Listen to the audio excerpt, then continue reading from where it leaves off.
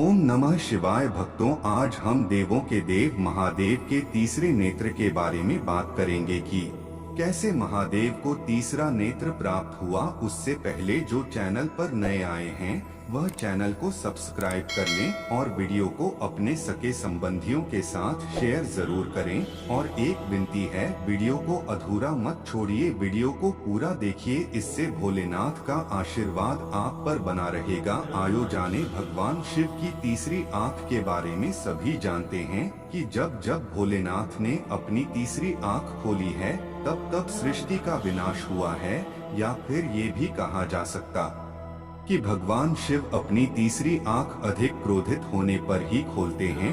आज की इस कड़ी में हम उस कहानी के बारे में जानेंगे जिसमें शंकर जी की तीसरी आंख कैसे उत्पन्न हुई। उल्लेख है, हिंदू धर्म में महादेव को देवों के देव कहा जाता है। धार्मिक शास्त्रों में भगवान शिव की अनेकों कथाएं प्रचलित हैं। यूं तो भगवान शिव शंकर दयालु व करुणा के लिए जाने जाते हैं।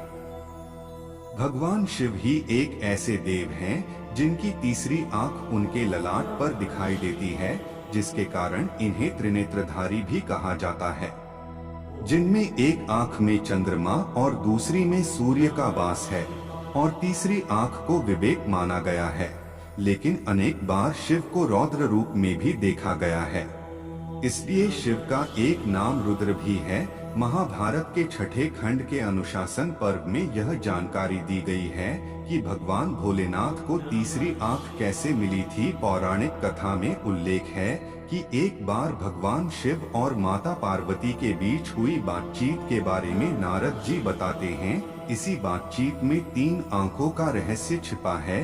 इस कहानी के बारे में नारद जी बताते हैं कि एक बार की बात है, भगवान शिव हिमालय पर्वत पर एक सभा कर रहे थे जिसमें सभी देवता, ऋषि मुनि और ज्ञानीजन उपस्थित थे। तभी उस सभा में माता पार्वती आईं और उन्होंने अपने मनोरंजन के लिए खुद के दोनों हाथों को भगवान शिव की दोनों आंखों पर रख दिए। जैसे ही माता पार्वती ने भगवान शिव की आंखों को ढका, सृष्टि में अंधेरा हो गया। ऐसा लगा मानो सूर्य देव की कोई अहमियत ही नहीं है। इसके बाद धरती पर मौजूद सभी प्राणियों में खलबली मच गई। संसार की ये हालत देखकर भगवान शिव व्याकुल हो उठे और उसी समय उन्होंने अपने अपने माथे पर एक ज्योतिपुंज प्रकट किया, जो भगवान शिव की तीसरी आंख बनकर सामने आई। बाद में माता पार्वती के पूछने पर भगवान शिव ने उन्हें बताया कि अगर वो ऐसा नहीं करते तो संसार का नाश हो जाता, क्योंकि उनकी आंखें ही जगत की पालनहार हैं। भगवान शिव की तीसरी आंख के संदर्भ में कई सारी कथाओं का वर्णन किया गया है। ऐसी ही एक और कहानी है कामदेव की। एक बार दक्ष प्रजापति ने भव्य हवन का आयोजन किया और उस हवन में माता सती और भगवान शिव को आमंत्रित नहीं किया गया। जब माता सती उस भव्य हवन में गई, लेकिन वहां पर शिव के अपमान को माता सती सहन न कर सकी और उन्होंने आत्मदाह कर लिया। इस घटना के चलते भोलेनाथ इतने टूट गए कि वो वर्षों तक घोर तपस्या करते रहे। कहा जाता है कि समय के साथ माता सती का हिमालय की पुत्री के रूप में फिर जन्म हुआ, लेकिन भगवान शिव अपने ध्यान में इतना लीन थे कि उन्हें किसी बात का एहसास नहीं था। सभी देवता चाहते थे कि जल्द से जल्द माता पार्वती का शिव के साथ मिलन हो जाए, लेकिन उनके सभी प्रयास विफल साबित हुए। इसके बाद कामदेव ने एक आम के पेड़ के पीछे से पुष्प बाण चलाया, जो सीधे शिव के हृदय में जाकर लगा और उनका ध्यान भंग हो गया। अपने ध्यान के भंग होने से महाकाल इतने क्रोधित हो गए कि उन्होंने अपने तीसरे नेत्र से कामदेव को भस्म कर दिया।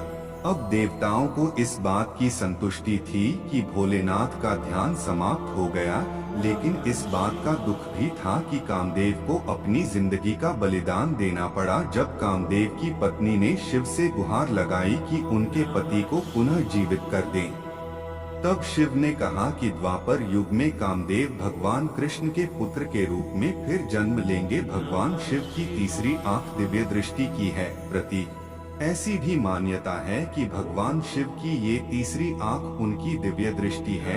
इस दिव्य दृष्टि से कुछ भी छिपा नहीं रह सकता। मनुष्यों के पास दो नेत्र होते हैं, इसलिए हम सीमित देख सकते हैं, लेकिन भगवान शिव सभी पहलुओं से अवगत होते हैं।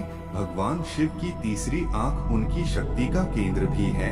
इससे उनकी छवि अत्यंत ही प्रभावशाली हो जाती है। भोलेनाथ की तीसरी आंख ज्ञान चक्षु के समान है, जिससे उन्हें आत्मज्ञान की अनुभूति होती है।